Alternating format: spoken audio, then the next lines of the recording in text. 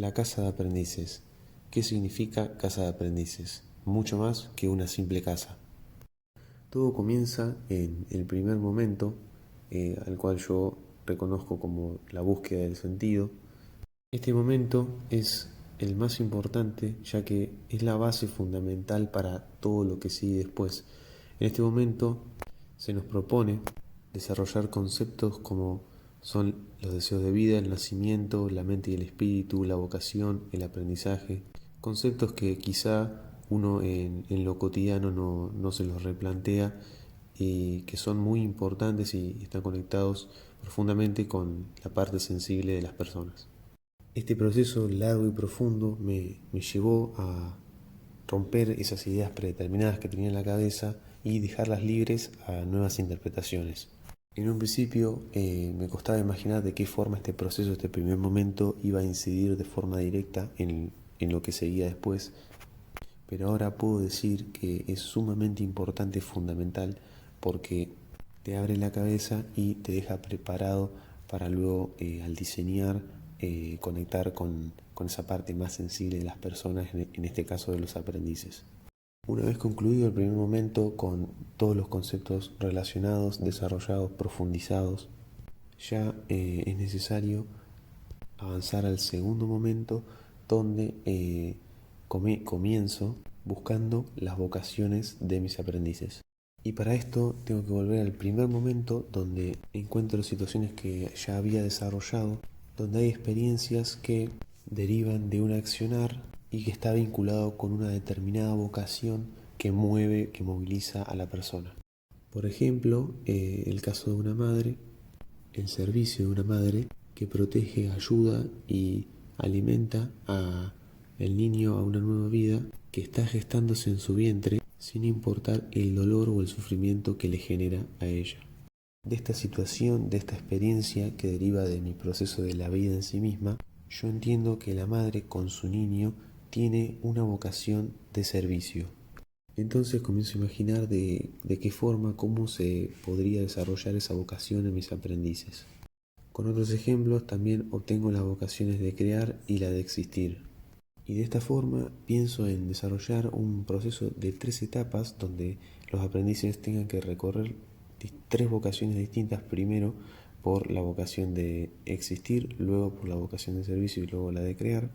donde aprendan distintas cosas que los forme como personas y los ayude en su vida.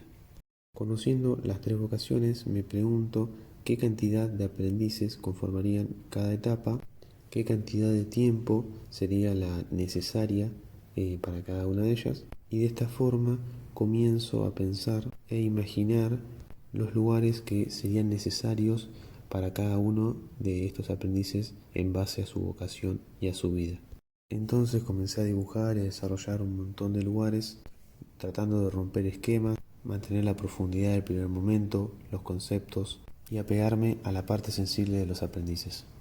Creé lugares de descanso, de inspiración, de creación, de desconexión, de reflexión, de confesión espiritual, del despertar, y los puse dentro de un ciclo que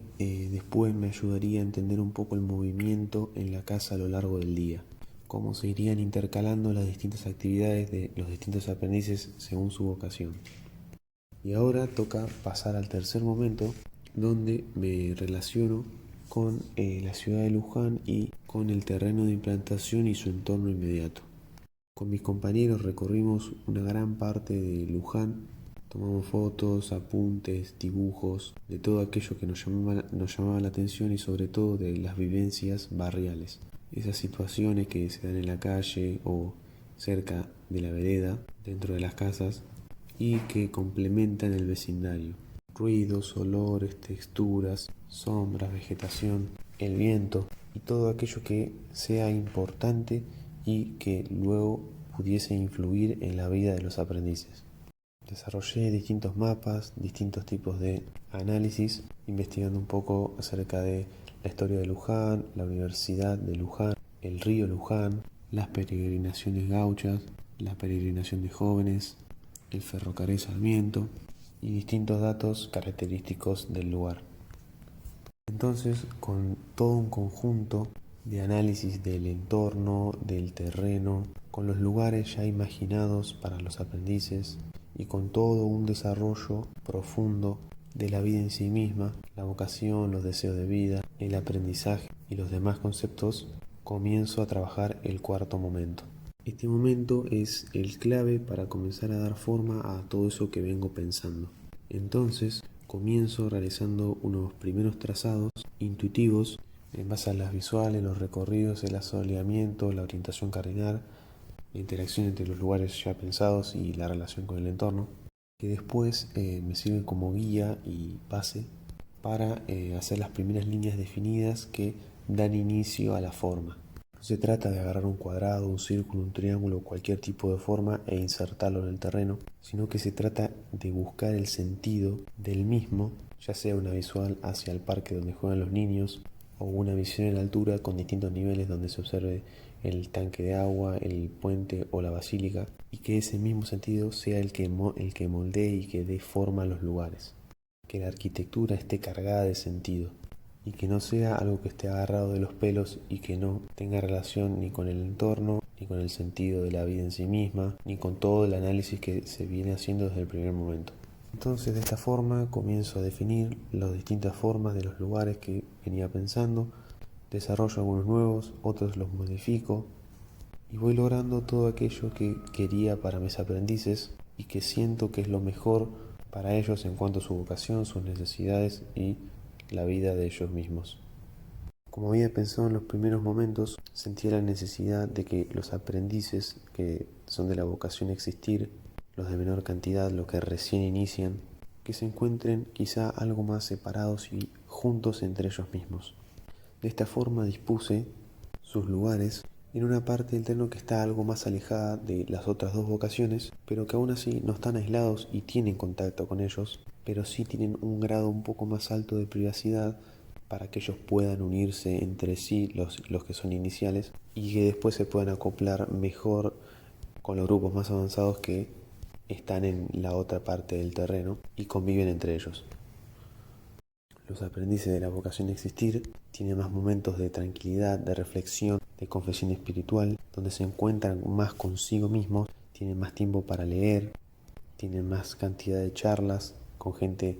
que viene de la Asociación de Veteranos de Malvinas, que está ahí a unas pocas cuadras. Tienen sus propios lugares de descanso y mucho lugar para esparcirse, para vincularse entre ellos mismos, formar un grupo unido y a su vez tener su tiempo para estar solos, reflexionar, encontrarse ellos mismos, que eso se da en distintas situaciones, vivencias, donde pueden estar relajados caminando entre los árboles, recostados en una especie de cuevas, o mismo orando en paz y tranquilidad y al aire libre. Los aprendices de la vocación de servir y de crear conviven juntos en la parte del terreno frente al parque, y allí los aprendices de servir tienen actividades que están más vinculadas con el propio vecindario y con la ayuda a los demás aprendices. Estas son actividades como de atender una parrilla donde la gente del parque se acerca a comer, ayudar a la gente a encontrar libros en un lugar creado y pensado para que la gente del vecindario se acerque y lea de forma gratuita lo que ellos quieran. También se encargan de organizar distintos torneos deportivos en la cancha de fútbol o mismo ayudar a realizar las confesiones en lo que es la capilla. También se encargan de cultivar y cosechar las pequeñas huertas y los árboles de frutos, y también de cuidar, proteger los animales en la granja y mantener la limpieza de los mismos. Los aprendices de la vocación crear tienen más momentos de inspiración, de creación por muchas horas, de descanso de la mente y el cuerpo y también de reflexión. Por ello duermen en altura, donde tienen mayor tranquilidad, una visual en altura que les proporciona ver más lejos, poder dibujar, imaginar, pensar. Una terraza donde se quedan gran parte del día observando el amanecer, el atardecer, charlando, dibujando y siempre imaginando. Tienen lugares donde hay muchas mesas y pueden trabajar colectivamente, pensar en conjunto, distintos tipos de ideas. También tienen sus lugares para trabajar solos, cuando necesitan conectarse bien consigo mismos. Un taller de carpintería y herrería,